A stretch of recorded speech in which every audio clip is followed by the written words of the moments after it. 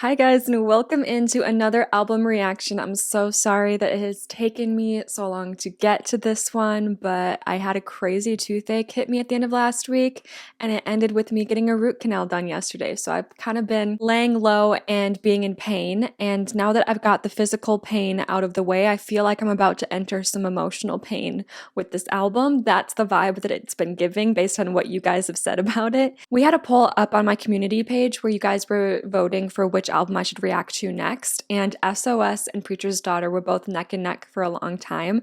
And then when I finally made my schedule, I make a schedule for myself that I post on like Instagram and Patreon. When I made the schedule, Preacher's Daughter was in the lead. So I was like, okay. And then I feel like since then, SOS has taken the lead again. I don't even know Preacher's Daughter could be back in the lead, but they're so neck and neck that we're going to be doing both of them. So first we're doing Preacher's Daughter, and my plan is next week I want to do SOS. I'm excited for both albums, but like I said, today we are focusing on Miss Ethel Cain. This is her debut album, which is insane. Actually, let me look up how old she is. 25. Okay. This is what I know about this album. Okay. I know that it's a concept album. I believe that we are looking through the POV lens of literally a preacher's daughter. I know that this album is the first of a planned trilogy. The other two albums that are supposed to be in the works are Preacher's Mother and Preacher's Wife, I think. Correct me if I'm wrong. I just know it's like big on storytelling, big on symbolism, and I've had very, very differing advice when it comes to how I should listen to this album with you guys. Obviously, when I listen to music, I'm a big lyrics girly. I love to like form my own takes on what the lyrics mean to me, and that can be a really special process. But I've had some people say, hey girly, this album's a lot. You should pull up Genius lyrics when you listen to it. And Genius lyrics can be a very helpful tool, but sometimes it can also steer you in the wrong direction. And sometimes, like, my view on music is if I take something from a lyric and it really like makes me connect to that lyric and I really feel like I understand it in however I decided to interpret it, and then I go on Genius lyrics and it's like, actually, you're wrong. It doesn't mean that. This is what it means. It is a little bit disheartening because I think when it comes to music, individual interpretation is just a really special thing. With all of that in mind, I think what is going to happen is I'm going to listen to the music on my own, decide to take from it what I want to take from it. I'll probably be way off base of what it actually means, but I think if I get a little lost in the lyrics and I do feel like I need some help, I'm going to use Genius as a tool. If I'm having a good time and I'm feeling okay about how I'm connecting to the music on my own, then I'm not going to pull up Genius. Bear with me. This should be interesting. We have 13 tracks, and it's an hour and 16-minute album. These are some long tracks, and I'm also very excited to see that it's categorized as alternative. I actually had no idea what genre this album was, but I've been on an alternative kick lately, so this is making me very excited. This album came out in 2022. I wonder if her sophomore album is going to come out this year, if she kind of stays on the same path as most artists where it's about every 2 years for a major drop. I hope that you enjoy my reaction to Preacher's Daughter. Also, I want to put a disclaimer that I talk so much in my reactions. If you're not someone who likes a chatty reactioner, it's not the video for you. Just putting that out there. If you would like to listen to the full album with me, my uncut reaction is available over on my Patreon. But if you would rather just listen to the edited version here on YouTube, then let's get into it. If I were to claim a track, claiming a track is always just a fun little thing to do. Half the time I remember to do it and half the time I don't. But my claimed track for this album, looking at these titles, what is that word? Ptolemaea? Usually when I'm looking at track 9, it's like Ptolemaea. Usually when a PT is put together, the P is silent. Is it Ptolemaea or something? Ooh, August Underground sounds cool. I think I'm gonna go with, oh god, she has a track called Televangelism. Girl, we're really getting into it. I'm gonna claim August Underground, but we're starting with track 1, Family Tree Intro. Are we already preaching? Ooh, the breakdown of the bass. These crosses all over my body remind me of who I used to be. Okay, sorry. Are we already getting tea? Is the preacher's daughter not faithful anymore? The crosses on her body remind her of who she used to be. We're starting the album with the preacher's daughter no longer having that faith that she clearly was taught to live in growing up. But he cannot escape his mother's blood. He'll scream and try to wash it off of his fingers.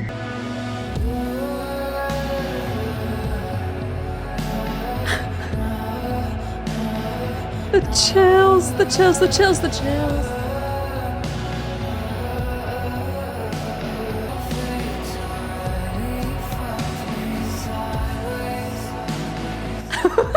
I cannot with this instrumentation. Oh, shit.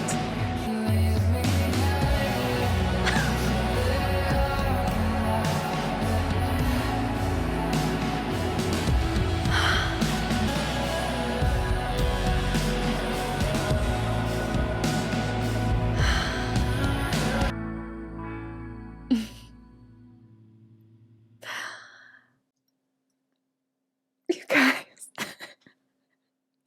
I'm so excited for this album. Oh my god.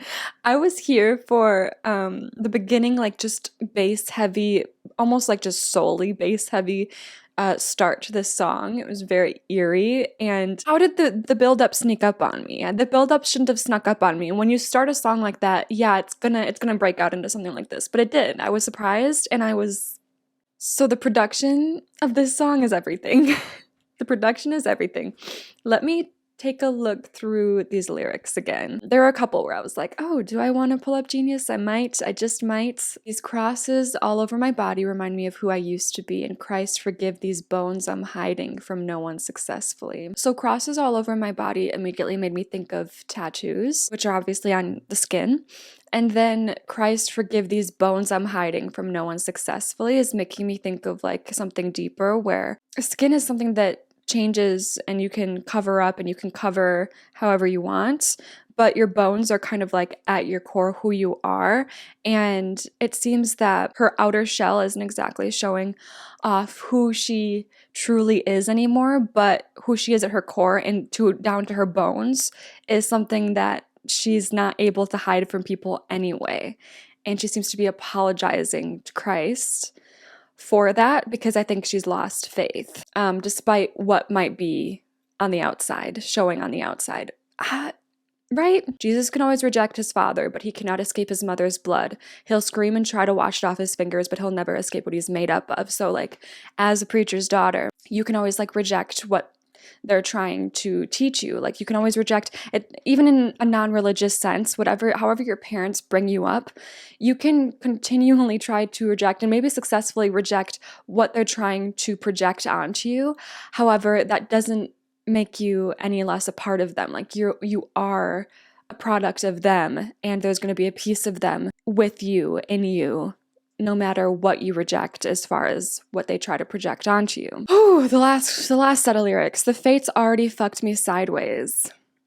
That's a lyric that I kind of want to look up on Genius because I wonder what she means specifically when she's talking of the fate. Another thing that like makes me scared to look at Genius is I'm guessing it's going to like mention references to other songs within the album, and I don't want to like spoil myself for other songs because what if I look it up and it's like the fate that she's talking about is a common theme through the album and it's mentioned in this song, and I'm like, okay, well, I don't want to know that yet. The fates already fucked me sideways, swinging by my neck from the family tree. Fates already fucked me sideways, as if like she was never meant to be the person that her family wants her to be. He'll laugh and say, you know, I raised you better than this. Of course, I'm like imagining that's her father. Him laughing is disturbing and interesting. And then leave me hanging so that they all can laugh at me. So like at the end of the day, he cares more about how he and his family is perceived, and he'll be sad that she decided to go a separate way, but he's not going to help her down from that tree. He's going to let her persecute herself for all to see. Is this what I'm getting into? Is this what I am getting into? I'm going to stay away from Genius lyrics so far. You know what? Even if I don't touch the Genius lyrics during the reaction, I'm probably going to just take a little peek at them at the end. Track 2, American Teenager. Okay, so this opening track, Family Tree, it kind of seems like it had, I guess, more maturity than an American Teenager. It kind of seemed like someone who's older and grown out of her family and has hindsight and is looking back on who she was and who she wants to be. I wonder if now, after that, and because it's labeled intro, I now wonder if American Teenager is going to bring us back in time in the storyline, and she's going to be like younger than the POV of this first track. And now we're going to get into maybe, oh, interesting, Family Tree is the 5th track. But yeah, I wonder if Family Tree intro is giving us a snippet of her deciding to break away from her family, and then maybe we'll catch up to that part in the storyline in the actual track 5 Family Tree. But before then, I just wonder if it's going to be told in a chronological story type of way, and we're going back in time to when she was a teenager now. I don't know. I like making guesses. It's part of the fun. Oh! This sounds a lot happier than the last one.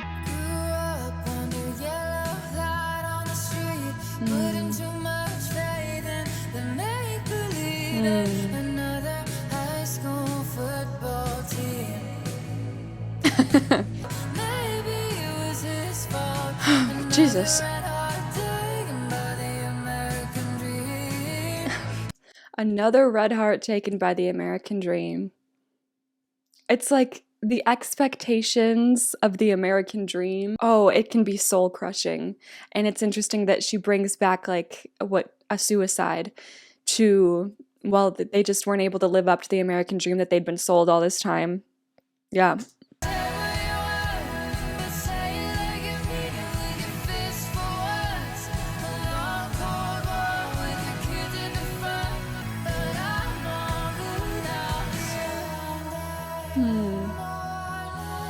I don't know what to take from the chorus yet. Maybe the rest of the storytelling in the song will help me out with that one.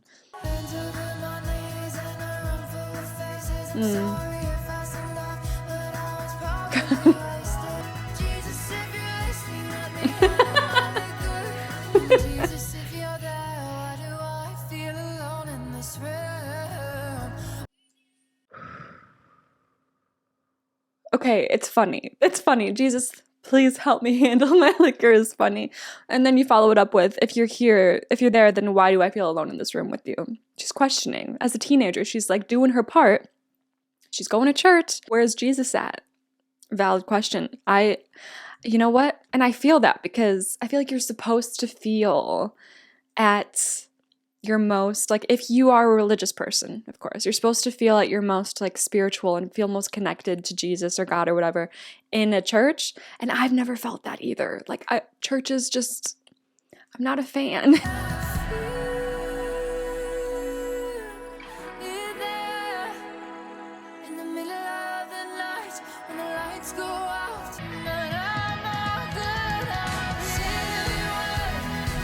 Oh, this is what's gonna carry us out. Okay.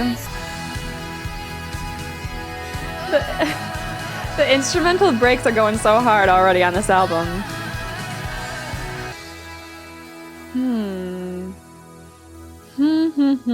Ooh, we got some 80s synth at the end. Yeah, obviously some of these lyrics are pretty straightforward, but the overall message of the song, I don't think it's hitting me yet. Grew up under yellow light on the street, putting too much faith in the make-believe. And another high school football team, too much faith in the make-believe, which I'm guessing the make-believe is like the religion. And another high school football team is so funny. Like, yeah, let's not put faith in any high school anything. And I feel it there, this part. What are we feeling? I feel it there in the middle of the night when the lights go out. Is this like a spark of faith? That's what I'm wondering, if she's talking about like a spark of faith when she's like alone on her own. Because the next time we get that pre-chorus, it's after the second verse. She's talking about being at church. She's hungover and she's doing her duty, but she's not feeling great. And she's asking Jesus to please help her through this morning at church, but she's not feeling him there. And she uses that word, I didn't feel so good. And Jesus, if you're there, why do I feel alone in this room with you?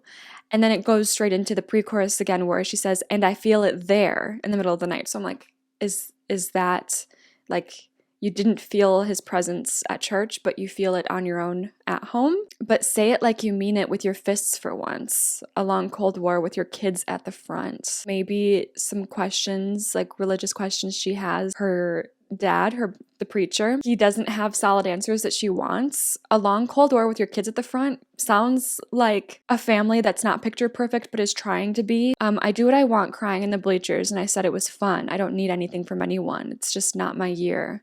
But I'm all good out here. Like she's searching for something more, but she's not getting it, but she's kind of giving up on like the fact that she ever will. And she's like, you know what? It's fine. It's just not my year, but I'm fine. She changes up the lyrics at the end. I do it for my daddy and I do it for Dale.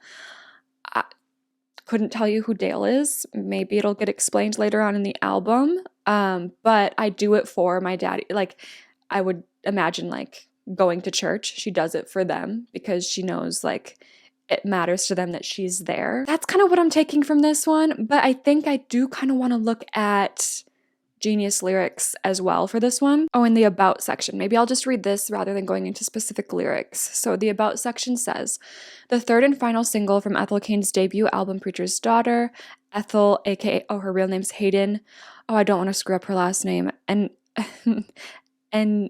Hedonia said of the song in a statement with Pitchfork, growing up, I was surrounded by visions of NASCAR, rock and roll, and being the one who would change everything. They make you think it's all achievable, and that if nothing else, you should at least die trying, Jesus. Hence the like little mini story within the song about the person who couldn't live up to those expectations and ended up taking their life. What they don't tell us is that you need your neighbor more than your country needs you. Okay, yeah. I wrote this song as an expression of my frustration with all the things the American teenager is supposed to be, but never had any real chance of becoming. Let me look at the chorus. Let me click on this and see what it has to say. This highlights the album theme. Do I stop reading?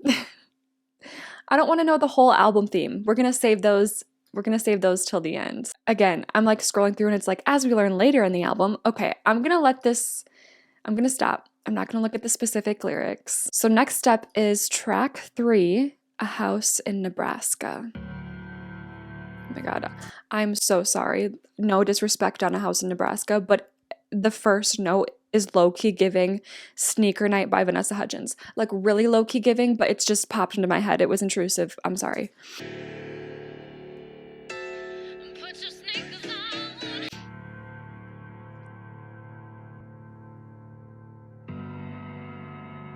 Whew.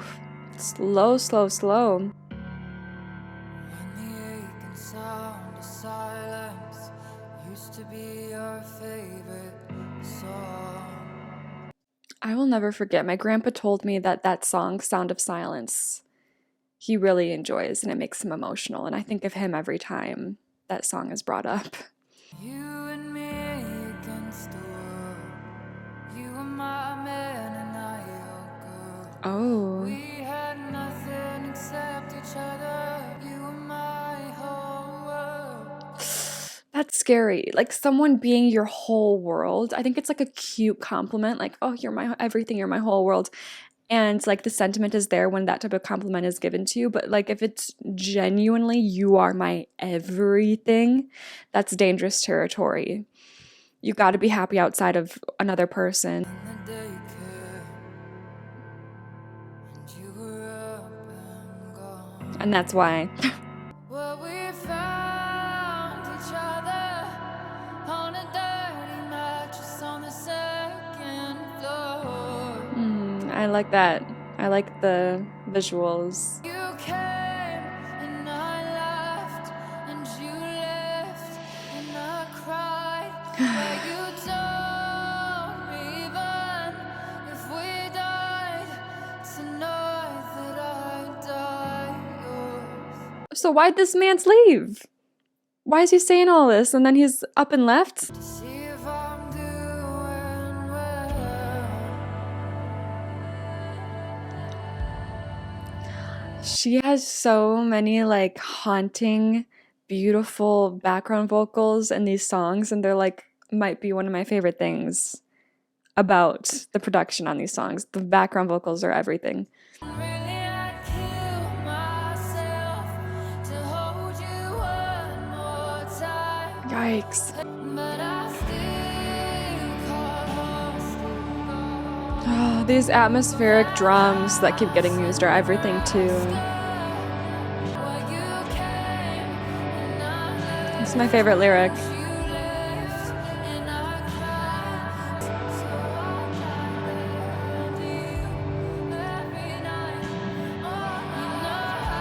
Oh my god.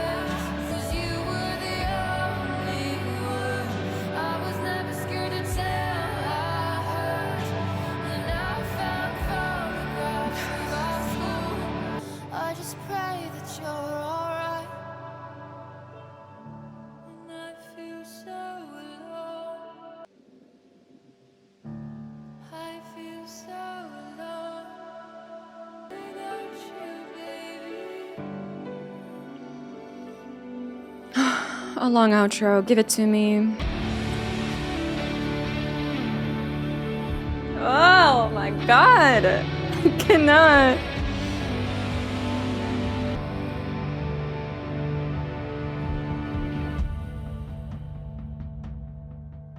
So my take from this one. My take. She's pulling a Lana on me. She just gave me 7 minutes and 46 seconds that felt like 3 minutes. My take on this one is just like it's just skin and bones heartache. It's the consequences of putting all your faith in a human being, in one person, in one man. One line that really stood out to me, you might never come back home. Is Nebraska his home, like originally? And they both decided, I wonder, I'm just invested in like this character. I want to know her backstory. Like, is she from Nebraska? Did she move to Nebraska to be with this man? And then he's the one who left and he can't come back because there was a line where it was like, it's worse to know that I'm the reason you won't come home, but I still call home that house in Nebraska. Like, clearly he severed ties completely. Like, he left, moved on. Why? We don't know. But like Nebraska's no longer his home. And even though it seems to be a place that they made home together, she very much is still connected to Nebraska as her home. This song is like frustrating because it's giving me all these little pieces of like what things were like when they were together.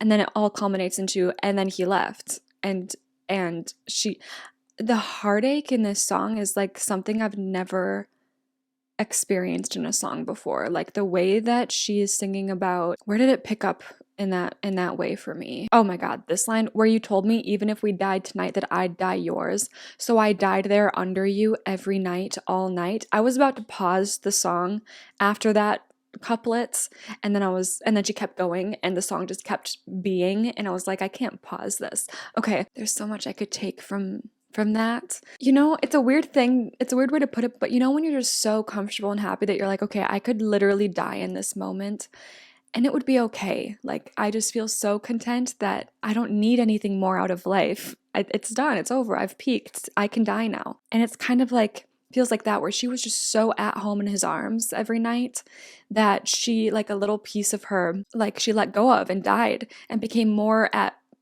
one with him rather than her own person. She put so much of herself into him and into them. So the I died there under you every night feels like it's a conscious decision in the fact that she's like so comfortable with him and she's just so comfortable in what they've built together that she just lets herself go completely when she's with him and just is existing and doesn't care what happens next. But also, I died there under you every night all night could also mean like be a foreshadowing of looking back on it in hindsight. She was losing herself too much. Every day that he was getting closer and closer to leaving and making that decision, he was killing a piece of her that she didn't know yet was being killed, and she would feel the full death of herself in a metaphorical way on the day that he really did leave. The one lyric also that I think I mentioned while it was happening that really sticks out to me is, where you came and I laughed and you left and I cried. Oh, I don't know. I think it's also the way, like the rhythm of how she sings that lyric. It just carries you along that lyric really well, the way it's sung. But it's just so simple. And it's like, what do you mean you're gonna sum up the entire relationship in one little lyric like that? That's devastating. And it ends with her just feeling alone. She doesn't get out of it in the end. She doesn't come back stronger in the end. She doesn't get over the breakup in the end of the song. This is just about sitting in that sadness. We're on to track 4, Western Nights. Breaking into the ATMs. Oh, I watched him show his love through shades of black and blue. I watched him show his love through shades of black and blue. No. Immediately no. If this is the same man from House in Nebraska, bye. Happy you left. Sudden fights at the bar across the street, like you do. So maybe he's an alcoholic or just goes to the bar and starts fights for fun. I don't know. There was a hint of maybe her abusing alcohol in A House in Nebraska as well. And I wonder if he was an alcoholic or just drank a lot, her finding comfort in, as she called them, the bottles after he left is extra sad, because it's not just saying, I turned to alcohol because I'm sad, a tale as old as time. That's a sad story in itself. But on top of that, I wonder if it's like she's finding a comfort in the bottles because it reminds her of him. Neighbors peed on the wall. Sorry, I want to hear that again. The way she sang the word beat, it's almost like it came up from the ground. Like, I don't know if that was how she vocally was able to do that, or if there's like some production on it that made it sound like that, but I loved it. The neighbors peed on Oof. the walls while I'm lying in these sheets undressed. I'd hope to God Pretty. if you asked, Oh, she's in too deep. It's scary. but if you love me like you say you do, would you ask me to? You shouldn't. Was always gonna find you, baby. So There's something about this song. I don't mean to like bring Lana into this, but obviously if you've been watching my channel, I've just been on a big Lana journey over the last several months where I listened to her entire discography. So I'm very Lana brain at the moment. And there's something about this song that feels very Lana. I don't know if it's in the lyricism or the way she's singing.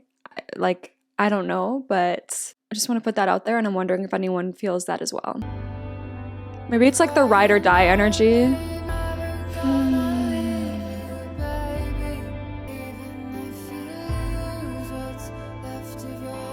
What's left? She knows he's already spiraling. Oh my god. No, I think actually, yeah, it definitely is like, this is clearly a toxic relationship, but she's promising that she'll never leave his side, which is very Lana coded.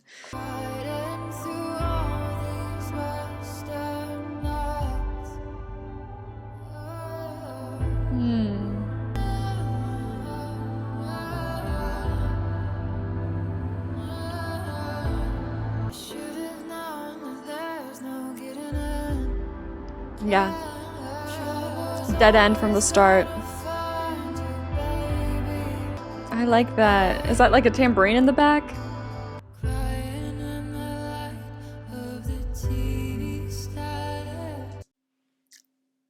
Crying through the light of the TV static. You're actually kidding? Because in A House in Nebraska, that there was static. Like, it sounded like TV static in between vocals at points where like production was lighter. It sounded like straight TV static. And obviously she's breaking down. She doesn't know what to do with herself. She's unsuccessfully trying to process being left in A House in Nebraska. And then in this one, she's prophesizing. I don't know. Is this like a different, this feels like chronologically like a step backward in the timeline again, where A House in Nebraska seems like post-breakup and Western Nights seems like they're still together. And it's like her prophesizing, crying in the light of the TV static. Girl, that it's gonna happen. It's called A House in Nebraska.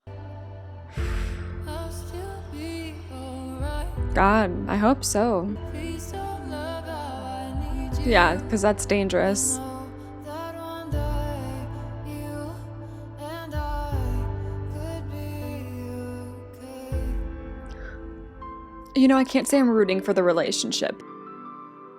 Ooh, I really like this piano outro. Okay.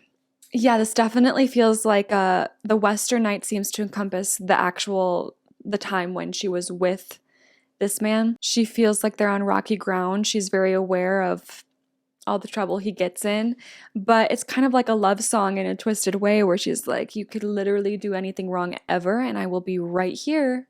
Um and my favorite line, where was it? Oh, this lyric, the neighbors beat on the walls while I'm face first in the bed, show me how much I mean to you.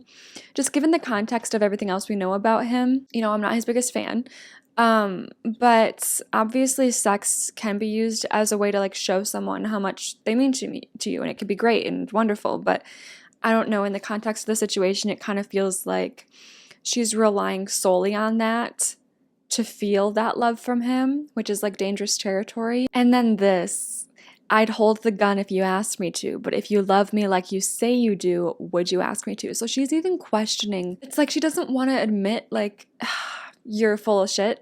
You say that you love me, but your actions aren't really reflecting that. And this line is very tongue in cheek along that theme, where it's like, okay, I would do anything for you, literally, but would you ask me to do anything for you if you really loved me? Like, would you put me in that position in the first place? And I think that's a really good question to ask. And I like how that kind of theme wraps up at the end too, with please don't love how I need you. Like, please don't take advantage of my love for you. Please don't take advantage of everything that I would do for you. And know that one day you and I could be okay. Yeah, if you decide to like have respect for me, maybe this could work out. That's basically how that song ends. I'm really excited to get into Family Tree, just because Family Tree intro was everything to me, and I'm excited to see how we circle back into maybe mentioning the family, because we've mentioned the family in Western Nights briefly, where she just mentions that she doesn't talk to her dad. Like, she's not talked to him in a long time. She seems to be off doing her own thing, and she doesn't want to worry her family, specifically her dad. So getting back into Family Tree now is exciting to me. Let's see what happens. These crosses all over my body. Oh, it's starting the same way as Family Tree intro. Give myself up to him an offering. Quick lyric switch up. I like that. That's so cool that the first two lyrics are the same as Family Tree intro, but now we're breaking off into something new. And I wonder if we'll have some lyrics here and there that tie back into like the same lyrics that we saw in the first track. Okay, give myself up to him an offering. Let him make a woman out of me. Okay, that sounds like sex. That sounds like sex. That sounds like we're not talking about Jesus. Oh, yikes. I mean, honestly, like the way that she's described the relationship that she's in and is apparently over now that he left, it seemed like she was like putting him on that pedestal. Like he was her religion. Like when you think of something like give myself up to him an offering, like an offering is kind of religious talk. It happens at church. Then following it up with let him make a woman out of me seems like, oh, we're taking this more literal. Like you're offering up your body to this man, and allowing him to make a woman out of you, like have sex with you. For what? I'm just a child, but I'm not above violence. My mama raised me better than that. Okay. Daddy said shoot first and run and don't look back. Some interesting advice. Put me on the back of your white horse to ride. Does his white horse exist? Oh my fucking god. Oh my god, is she touring? Imagine seeing this album performed live.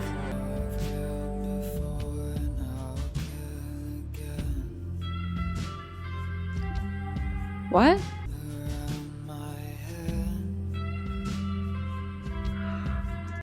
Okay. Okay. Wait. I'm gonna just tell you what I got from like if we look at this couplet on its own, it could mean something different in the context of the rest of the song, but I've killed before and I'll kill again, take the noose off, wrap it tight around my hand. Kind of seems like she's ready to like I've killed before and I'll kill again got me nervous for a second, and maybe she is out here murdering people. You never know. But followed by the next lyric, it's kind of sounding like she has reinvented herself over and over again, and she's constantly ready to like kind of kill her old self and turn into something new. That's what I'm taking from that. Baby, don't scare me. I've been times before. Yeah. So take me down to the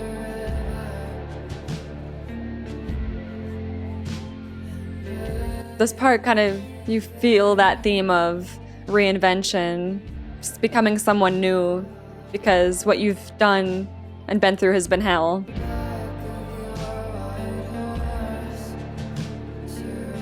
But that lyric scares me. Put me on the back of your white horse to ride. There's no such thing. There's such a thing as a white horse, but like a man saving you on a white horse, I don't think there's any such thing.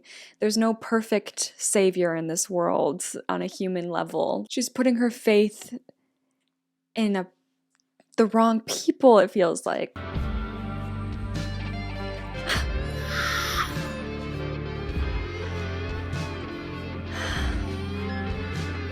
This might be my favorite. This might be my favorite one so far. And Christ forgive these bones I've been hiding. Lyrics from the intro. And the bones I'm about to leave. Yup. Reinvention at its finest. Oh! Oh!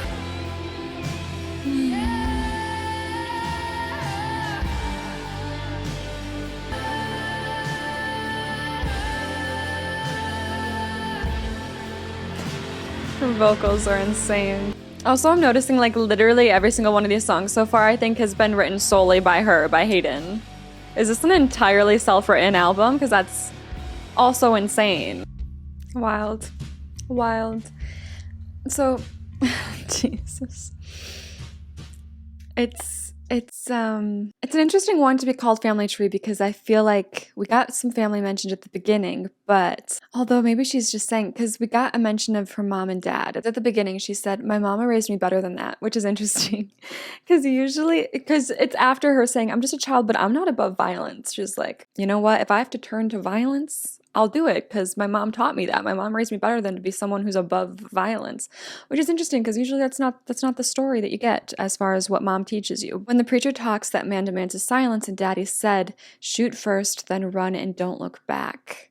So we're getting an inkling of like how she was raised as far as mom and dad. But other than that, there's no really mention of family, and it makes me wonder exactly who she's talking to when she says, take me down to the river and bathe me clean. Put me on the back of your white horse to ride all the way to the chapel, let you wash all over me. I think because chapel is mentioned, like I think wedding, and I think like her just throwing herself into like the arms of like a man that she can like reinvent herself and create a new life with this person and try to find happiness with this person, like wash me clean of everything I've been through before you. She really wants to just let herself get sucked into a person and hope that they are the meaning of her life. Let Christ forgive these bones I've been hiding. Oh, and the bones I'm about to leave. It's like, again, like her bones are like who she is at her core beliefs, and everything that she's done and everything she carries with her. It's just like it feels like the song just feels like a reinvention of herself, and it doesn't feel like it's the first time she's done it, and she's asking forgiveness yet again for having failed, and she's asking for patience as she tries to start again and figure everything out all over, because yet again the path she went down didn't work out. I think it's my favorite just like sonically for sure. Again, I'm gonna look at Genius lyrics at the end of me listening to the entire album, but sonically this is for sure my favorite song. lyrically it might also be if I'm getting the lyrics down. Okay, so tell me why the next song is called Hard Times, because we were just talking in this song about hard times in our past and hoping to get away from that, hoping to cleanse ourselves and walk a new, better, brighter path. And now the next song's called Hard Times. Oh, okay, Christmas bells. Oh, we're 9 years old now?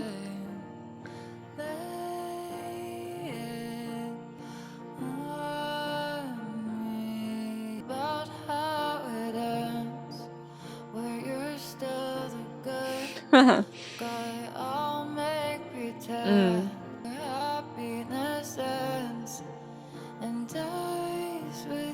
Mm-hmm.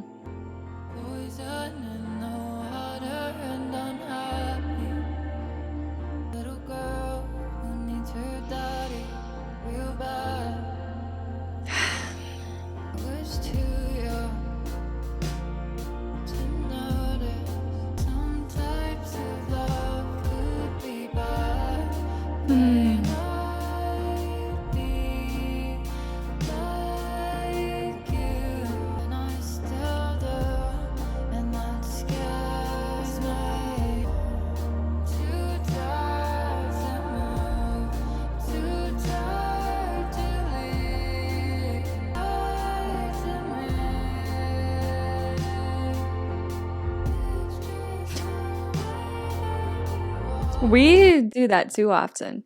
It's just the way that you are, like just allowing people to drain your energy, not to be self-aware and not care about the effect they have on others, and then just being like, well, it's just how they are.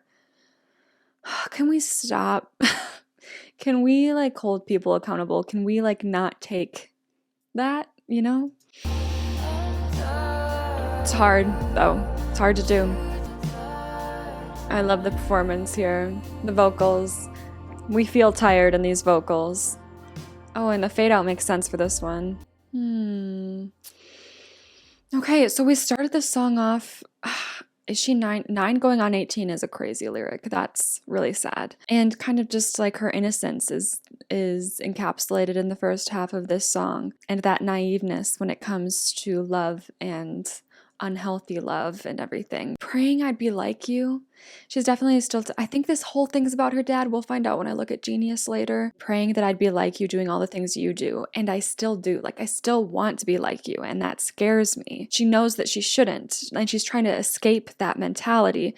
And so, like, it would make sense for her to then try to jump ship and put all of the energy and all this idolizing that she used to put into her dad, take all that energy and put it into a different man, a relationship that she's hoping could be better, but then those men let her down too, which sucks. And it seems like every time a relationship fails, just based on like the placement of this song within the album, it's possible too that like every time a relationship fails, she finds herself still tied back to her dad and her family. She's tired of it. She just wants to break out and like find her own happiness. She's really struggling at finding happiness within. Next up, we have the longest song on the album.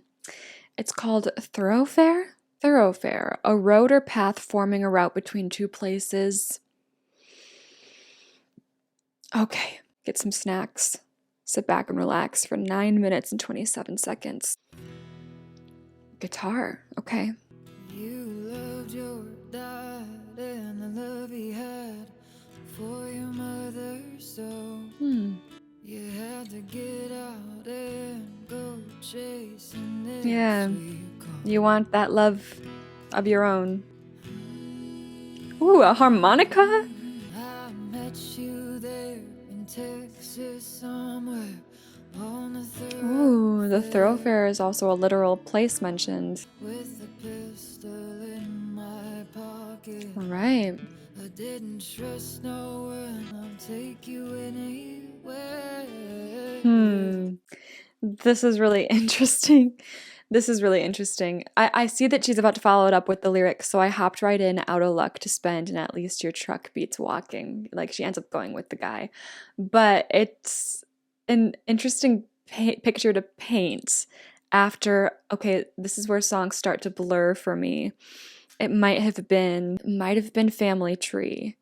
I'm not sure though. But she says, I met you there in Texas somewhere on the thoroughfare on the side of the road in some torn up clothes with a pistol in my pocket.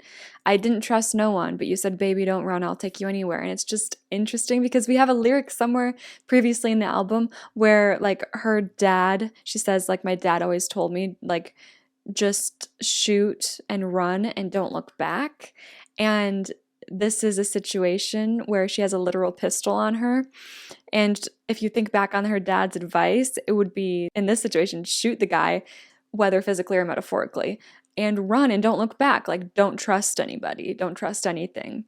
But despite that advice that we learned she got previously, she's running with this guy, not away. You said, hey, do you wanna see the West with me? Love's out there and I can't leave it be. Oh, what a sweet lyric. Love's never meant much to me. I'll come with you if you're sure it's what you need. In these motel rooms I started to see you differently. Was she falling in love? For the first time since I was a child, I could see a man who wasn't angry. Why is that like hard to find? A man who wasn't angry. I don't know. I don't want to make an all men comment because it's never all men, it's never all women, but it is a thing. Like, men get angry, like so angry, and sometimes it's just like a part of them. I don't know, this lyric hits me. For the first time since I was a child, I could see a man who wasn't angry. Like, sometimes that'll do it. Sometimes that's all it takes to like fall in love with a guy. If they have like some light in them, you're like, oh wow, this is nice. And he said it's been a long damn time since I The heavy drums.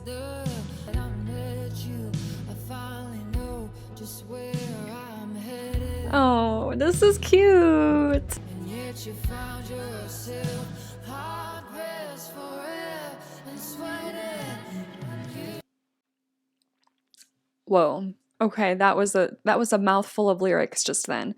So first of all, I'm nervous because this guy's from the West, and we know that the toxic man that was talked about in some earlier tracks that ends up leaving her is from the West. So like, I was kind of hoping, I was like, oh, can this be a new guy? Could this be a new beginning? I'm not sure. I think this might be the same man. But okay, there's lots of men from the West though. This might be a different man. Let me go through. It's been a long damn time since I left Florida. No one left to leave and no one left to love. Now that I met you, I finally know where I'm heading. And we found heaven in time, where your western sunshine met my deep southern wet. And you got lost in it. And yet you found yourself hard pressed for air and sweating. It doesn't seem like he found home in it. Like it was an overwhelming thing to him. An overwhelming type of love.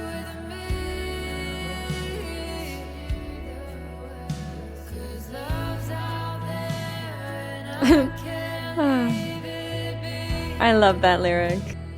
Instrumental break. Oh yeah, we're back to our little harmonica. This song is, the feel of it, the production's kind of giving psychedelic Western, which I've never heard before. I didn't find my love, but I still made it this far without it.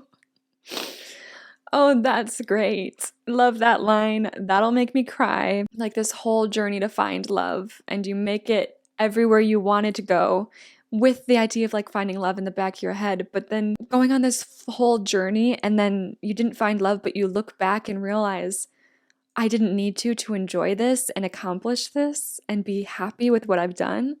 That's really special. Wow. Maybe not, 'cause look at what I've got. Might not be my love, but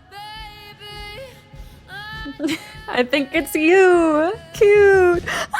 you said, hey, No, I want to hear it again. I want to hear it again. Oh, that was a lot. The production there was a lot. I doubt it. And you said, hey,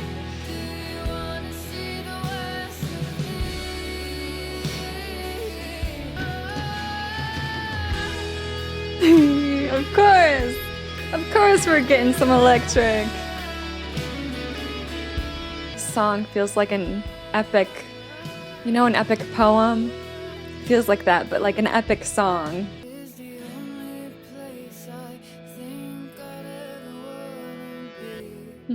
She said, I'm not here for love, but also I'm not leaving you. Take with that what you will.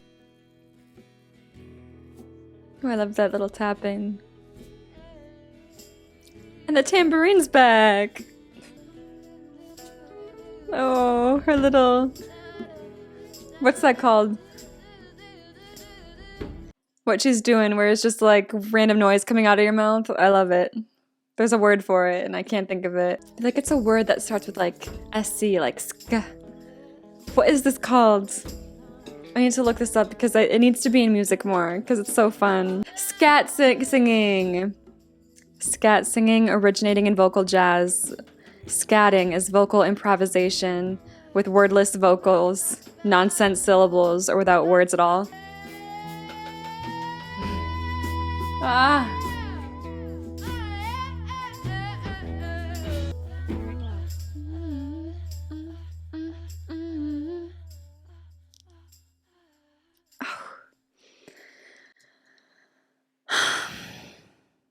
Yes. This, I just have never experienced a song like this. It feels like folklore. Not this album by Taylor Swift. It feels like literal folklore, like a folklore tale being told. The lyrics are straightforward. I think I maybe paused every once in a while or mentioned if a lyric really stood out to me, but it's just about two people who find direction with each other and then find out in the end that it is each other that they want to be with, going on this journey of finding love or just being there for somebody who prioritizes love, and then naturally that love just happening between the two. And I think, I don't know, accidental love is just one of my favorite things ever. The production, the production is half of the storytelling on this song, and I love when a production accomplishes that. So next up, we have Gibson Girl. Oh, which is another explicit song. I didn't even realize there's only 2 explicits. The first one is Family Tree Intro. I can't remember what kind of swear she said in that one, but okay, I don't know what Gibson Girl is. Like if it's a phrase, like a common phrase that means something, I'm unaware of it, so we'll see what I take from this one. I just love an atmospheric sound. This whole album is very much that, and I'm loving it.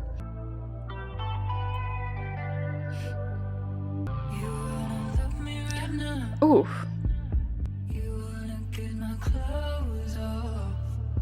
Sex. I was about to say sexy, but and hurt me is a warning sign.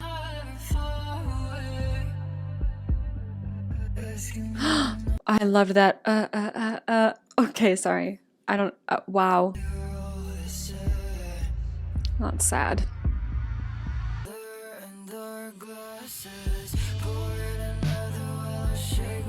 Oh.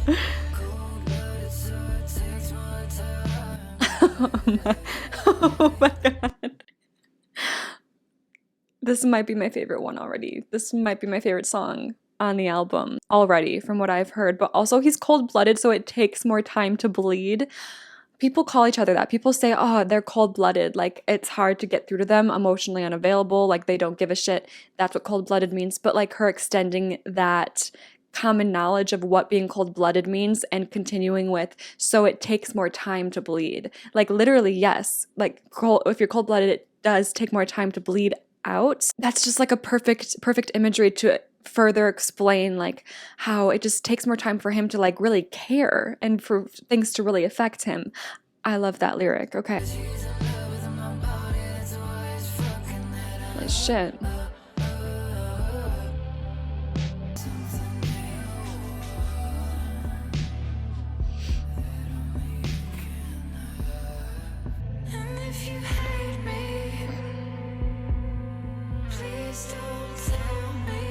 Huh.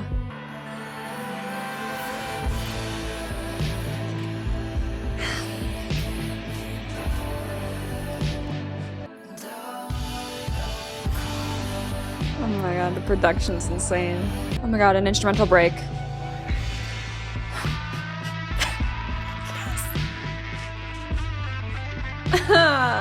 love this album so much.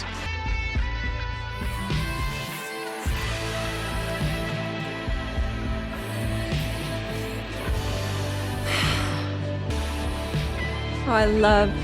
No, I can't believe I just paused. Like I can't believe I physically was able to pause during something what's happening right now, but I just have to say this. I don't know why. I just paused it and then I was sad that it was gone, but like that's what I knew what I was doing. Okay, anyways, usually I don't like when vocals are drowned out by production. It's incredible right now. Like maybe it's because we've gotten these vocals already, like these lyrics already previously, like this is a repetition. And so like the production covering it more isn't as like, it's not the end of the world, you know, because I already heard the lyrics, but it sounds, it's perfect.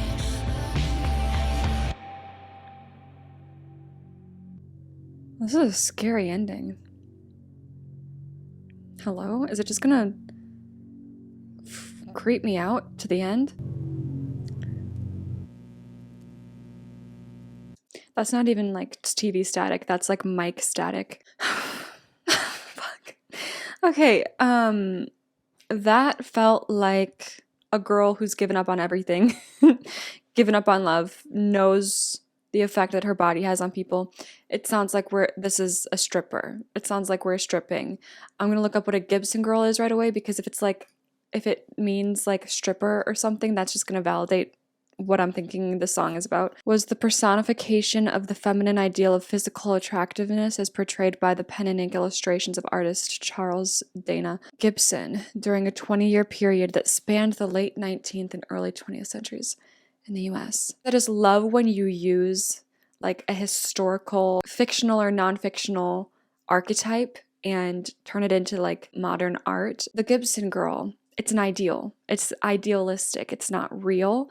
However, it's like the POV of this song is a woman who knows what people want from her. They want her to be a Gibson Girl, and she can deliver that for X amount of time. She can put on the illusion. But it's interesting because there's also pieces in this song where it's like the man is trying to manipulate. So obviously she knows, she's like, you want to get my clothes off, you want to love me, you want to fuck me, all of that. Like she knows what is wanted. And she has this very, very harsh view on men in general. She literally says, you're all the same. She's seen it all before, and she knows what all men want type of thing. This is an uncomfortable lyric. Says he's in love with my body, that's why he's fucking it up. If you hate me, please don't tell me, just let the lights bleed. She's disassociating. The song feels like she's disassociating. She doesn't want to face what these men are actually thinking of her. She just is trying to get a job done. Especially when she says, I would show you something you can never have. It's like, yeah, the idea of a Gibson Girl, it's like not real, it's not lasting. Like you can play the part of a Gibson Girl for a night, but when you like really get to know someone, you're gonna find out that that's just like, it's idealistic. It's not real. Next up, oh Jesus, is the name of the song that I have no idea how to pronounce it. I don't know what it is. I'm gonna look this up too beforehand. Wait, when I look up this word, only Ethel is coming up. Is it not a real word? I still don't know how to pronounce it. I'm embarrassed to say the word. But it says in American English, of being related to the Greek astronomer Ptolemaea. So sorry, don't know him. I'm sorry. Or to his conception of the universe. Oh Jesus. We're about to get existential on this one. Oh, it has a little star next to it. Was this a single? Oh, it feels like someone's sucking my soul out of my body. That's kind of what the whole album is giving, actually.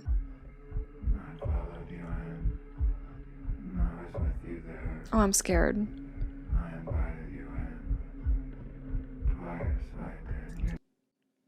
I invited you in is giving demonic. Do I watch too many horror movies?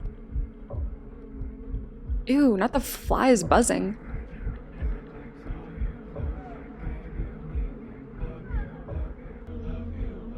Ew, the buzzing is really uncomfortable.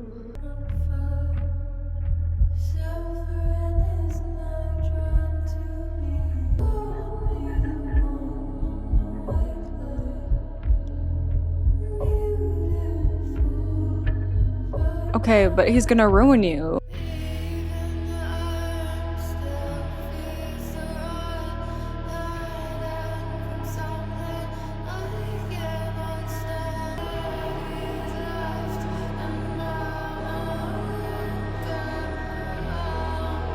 I think I'm supposed to be scared, but yeah, I am scared. It's also kind of giving Little Red Riding Hood and the Big Bad Wolf. Oh, I'm scared.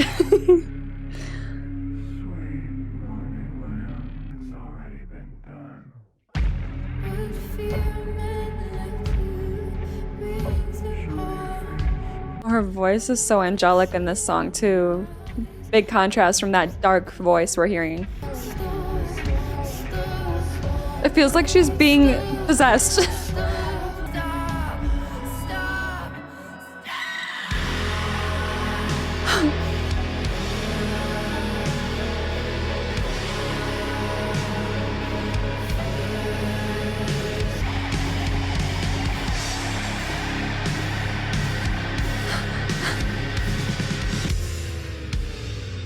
Okay. Jesus Christ. Oh, okay.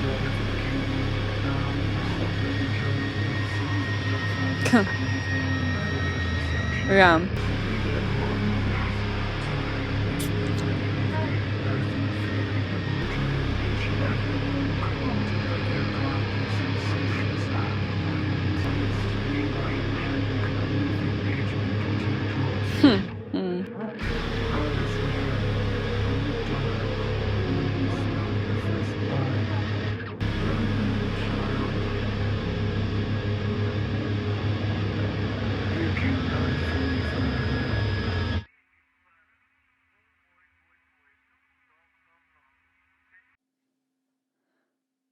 At least. I feel like I was just possessed. I feel like there's a demon under my bed right now. I feel scared. This is the first one I've noticed written by two people, Hayden obviously, and also Matthew Tomasi. Is he the voice? I'm gonna have a good time looking this one up on Genius because right now all I'm taking from it is demon. There were some things there at the end that were like, oh yeah, calling out some bullshit. Blessed be all the children, each and every one come to know their God through some senseless act of violence. Interesting, senseless act of violence. And we mentioned earlier in a song, her mom taught her not to be above violence. Come to know their God through violence. God, blessed be you, girl. And then it's just the demon talking to us about how he's always there, and we better look under our bed at night, otherwise he's gonna snatch us up. Whew, that was a lot. It was a lot. Starts with the demon. I don't know. I think to me it's a demon. Okay, it starts with the demon being like, "I hear you. I see you. I feel you. I'm gonna get you. I'm coming." And then he does. It starts with like calling me the one. I'm the white light, beautiful finite. Like she is pure at the beginning, but this entity takes her over and sinks into her, and it's terrifying. She's screaming like, make it stop, I've had enough. There's so many different things. Like at its base level, it feels just like horror. It feels like we're being possessed by a demon, but metaphorically this demon could represent so many different things. Obviously, when it gets to the end and like the religious talk, it really sinks into like the demon storyline. I don't know, for a lot of the song, it just made me think of depression. And like you used to be okay, and then depression like kind of tries to sink its teeth into you. You're trying to escape it and make it stop, but you can't. Like it wins. Next up is my claimed song, August Underground. No lyrics available? Is this an entirely instrumental song?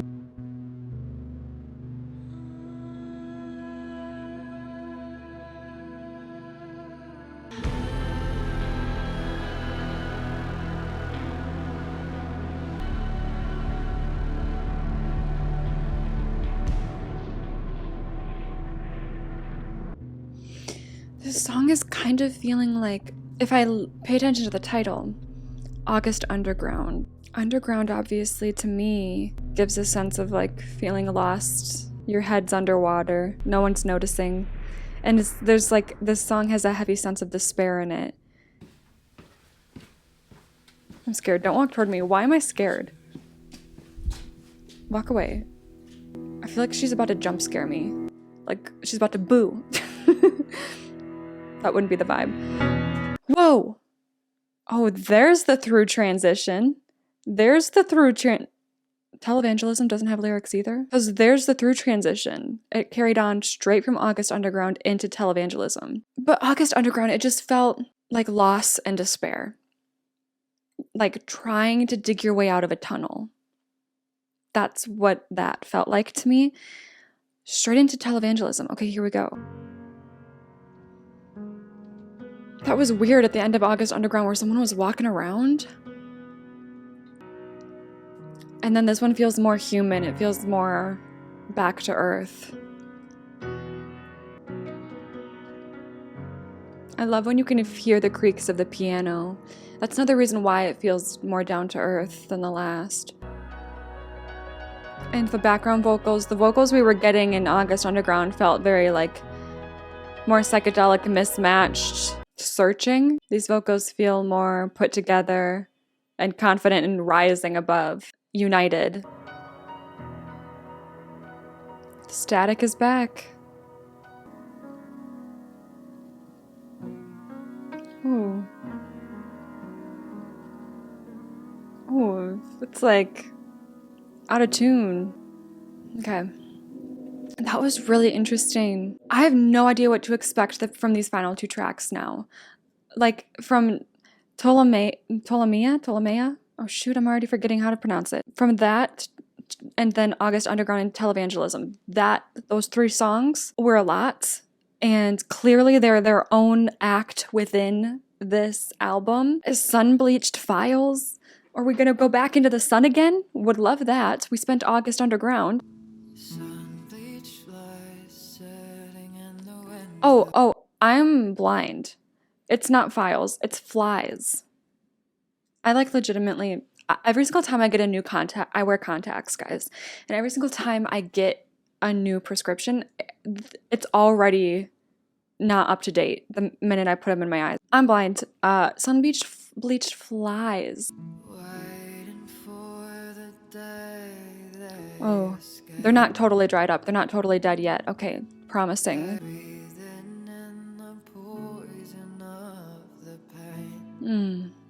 Just, oh wow, breathing in the poison of the paint. Because these flies can't help, like they were born here. This is where they are in life right now. And just breathing in the poison of the paint is them just breathing in the poison of their world. And when you compare like a human's journey to like this little journey she's telling using flies as a storytelling device, it's like the poison of our world.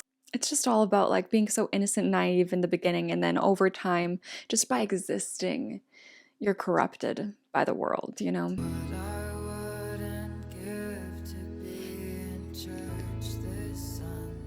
Okay.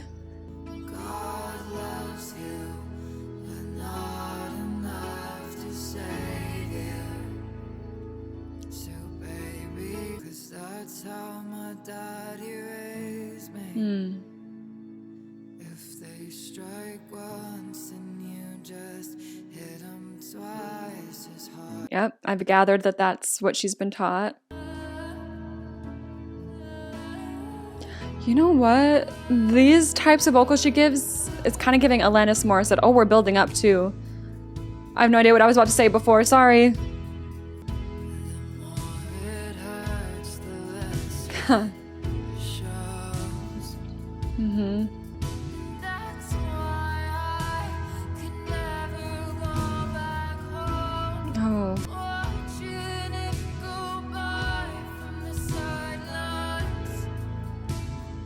Again, disassociating.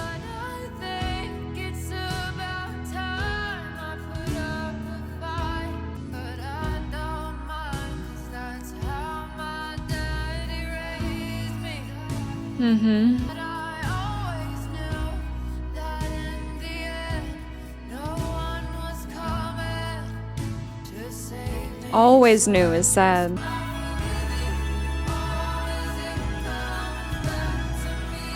That is hard to do.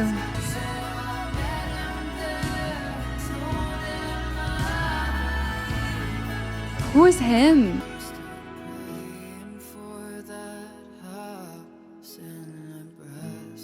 Oh man, callback.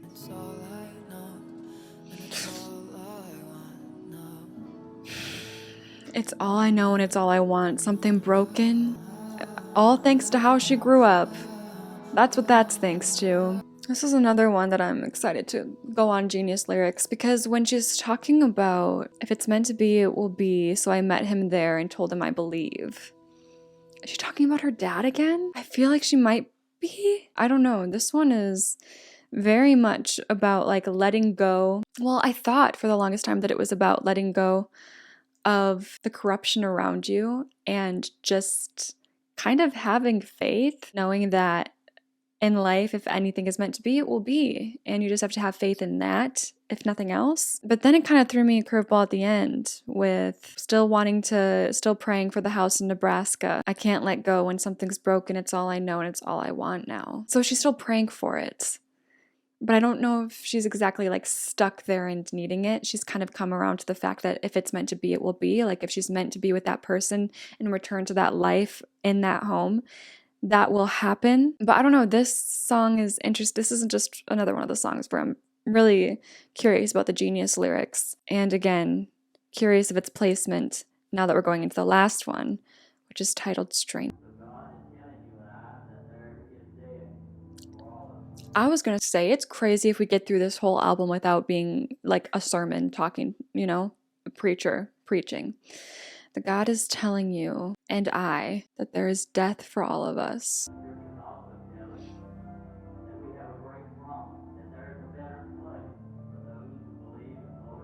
I was always told, don't talk to strangers or you might fall in love.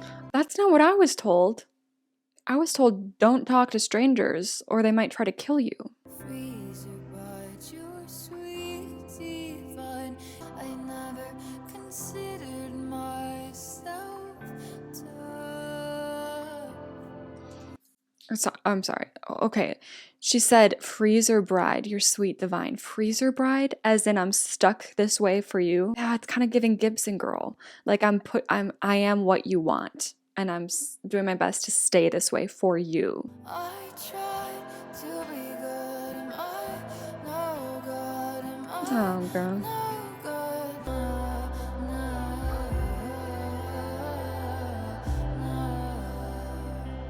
Is this story about to end with her being with that guy and settling down in that house in Nebraska? side of a milk carton, and when Dixie's dairy out, she'll cry and wait up for me. She's missing? I'm happier here, 'cause he told me I should be.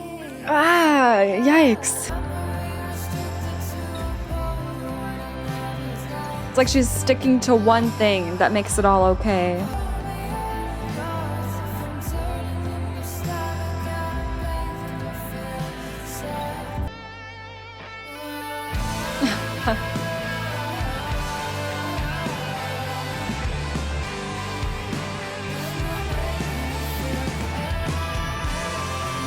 Ooh, the scream in the back. Think about it too hard, you'll never sleep a wink at Oh, night again. jeez. Mama, just know that I love you. Feeling she was talking to her parents. I'll see you when you get here. Oh, it ends like that. Is it going to be Preacher's wife then next?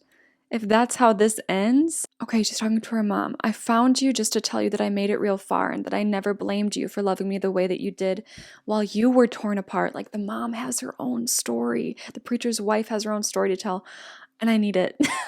I would still wait with you there. Don't think about it too hard or you'll never sleep a wink at night again. Don't worry about me and these green eyes, Mama. Just know I love you. I do. And I'll see you when you get here.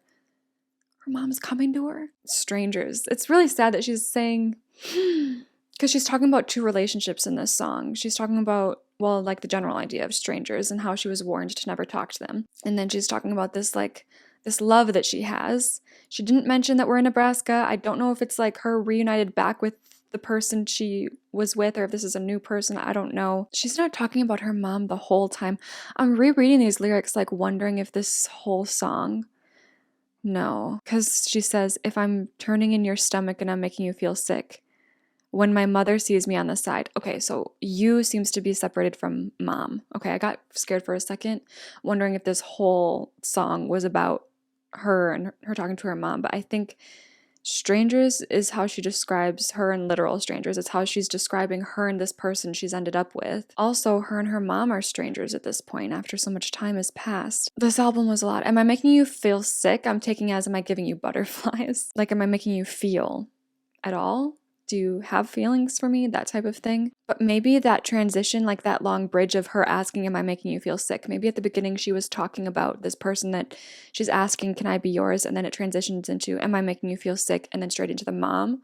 So she might be talking to both of them at that point when she says that. This album was a lot. I enjoyed it. It was definitely not what I thought it was going to be. Definitely not what, like, sonically, I thought it was going to be more Billie Eilish alternative.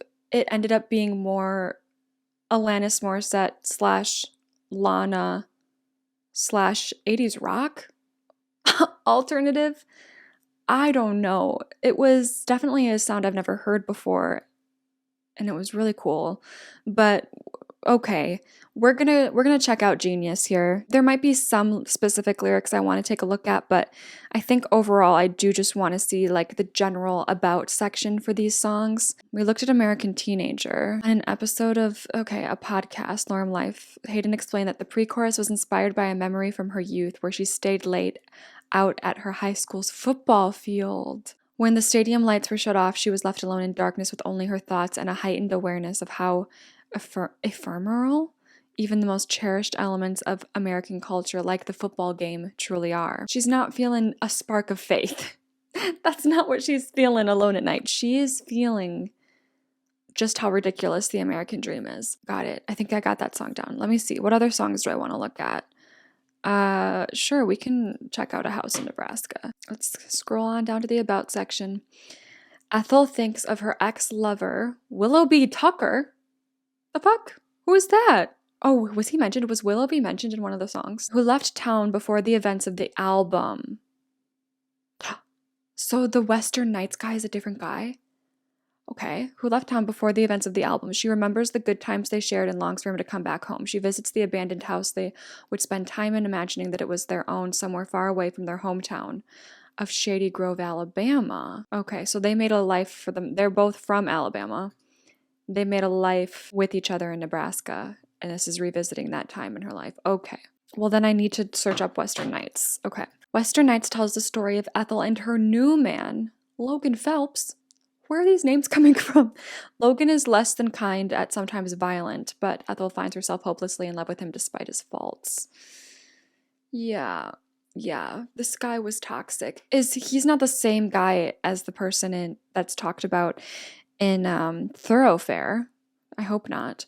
Okay, new person, new story when it comes to Western Nights. Okay, next up, Family Tree, sure. Oh wow, this one has like every single lyric in it is highlighted with something to say. Okay, in the About section it says, after the death of her...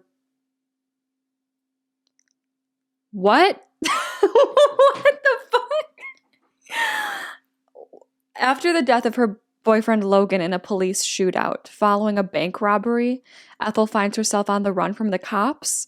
Things get worse when she discovers a disturbing family secret.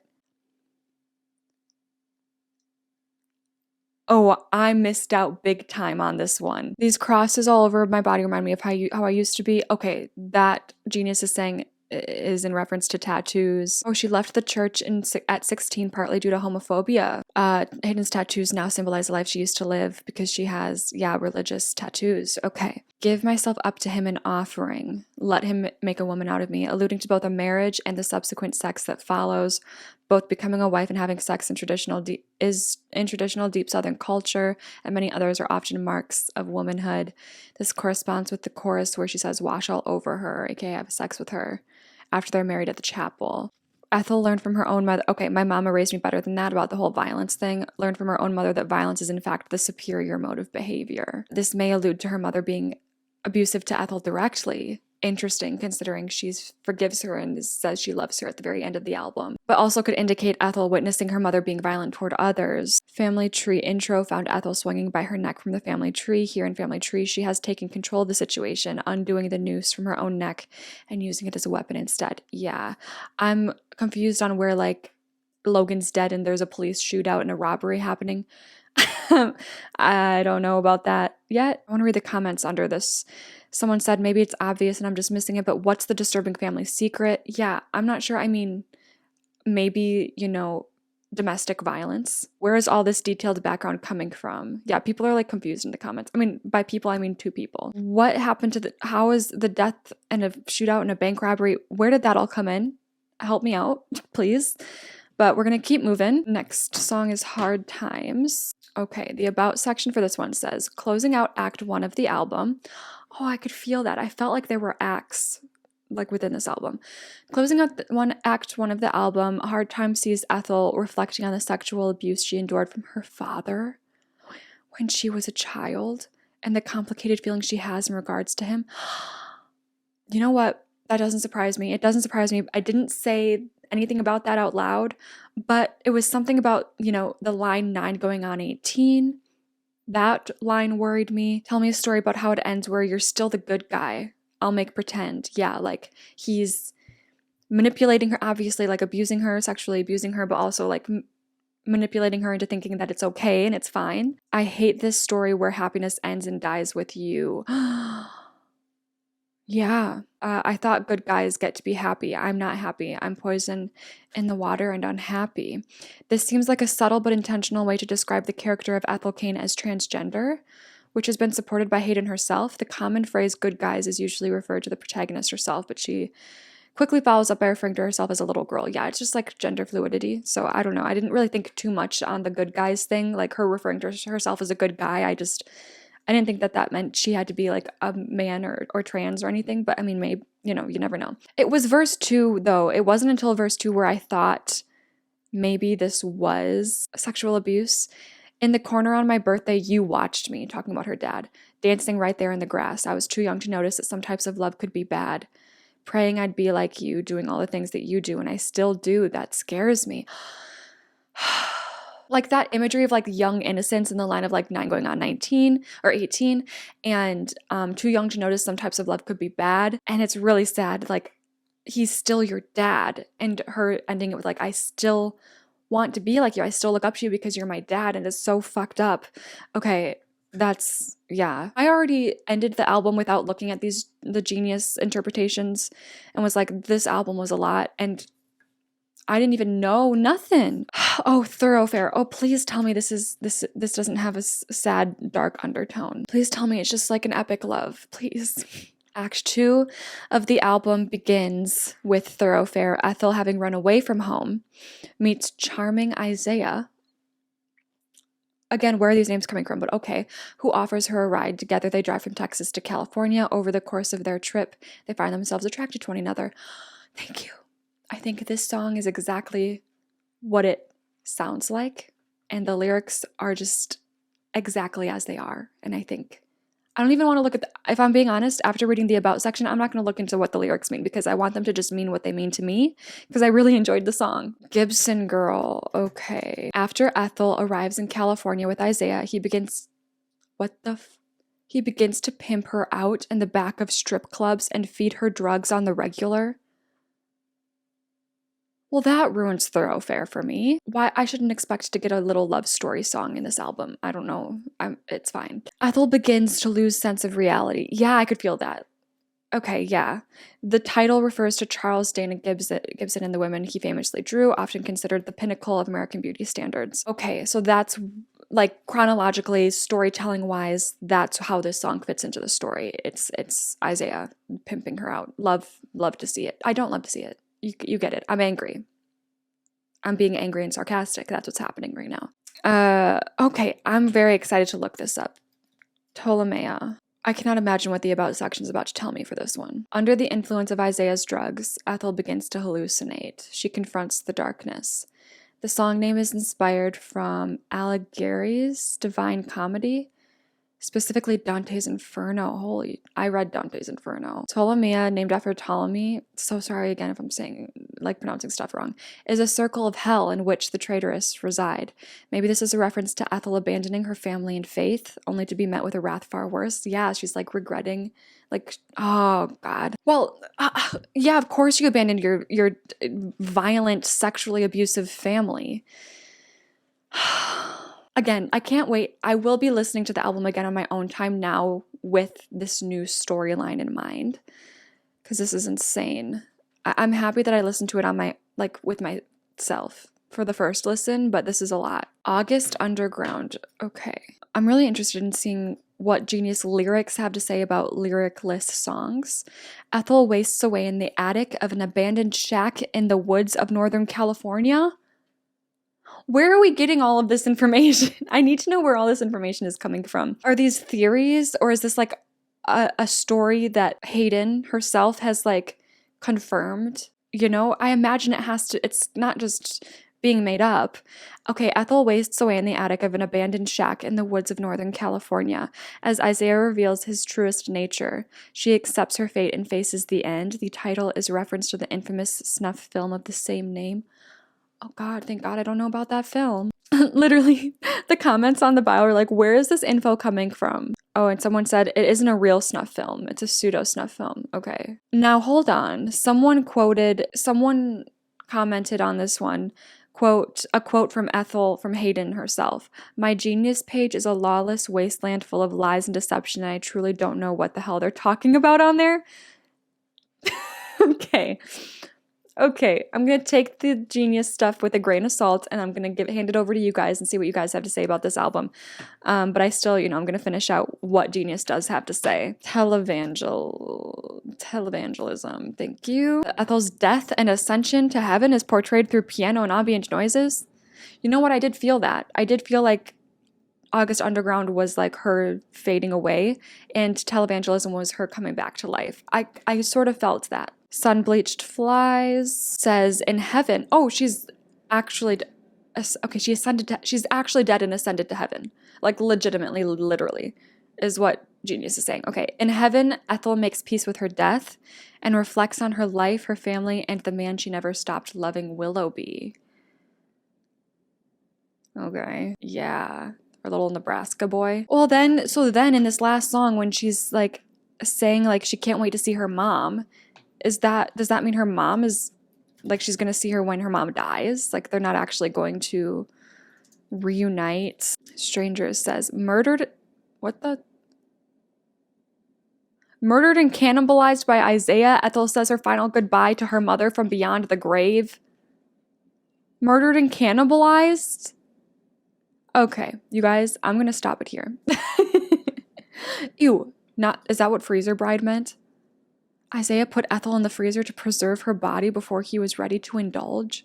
Yeah, in your basement I grow cold. With my memory restricted to a Polaroid and evidence, Ethel will be remembered through grisly crime scene Polaroids, stored as police evidence in a box somewhere. Can I be yours? Just tell me I'm yours if I'm turning in your stomach and making you feel sick. That lyric sound is different now. Okay. Ethel hates that she will never see her mother again and how sick she will feel not knowing what happened to her daughter after she ran away. I picked up on the fact that she was like a missing, like her family didn't know where she was in this one. I want to see what this outro has to say. Ethel's looking down on her mother in the afterlife. Yeah, waiting to see her in heaven. She consoles her, telling her that it's best to move on rather than dwell on her death. Okay. Yeah, it was definitely an experience listening to this album.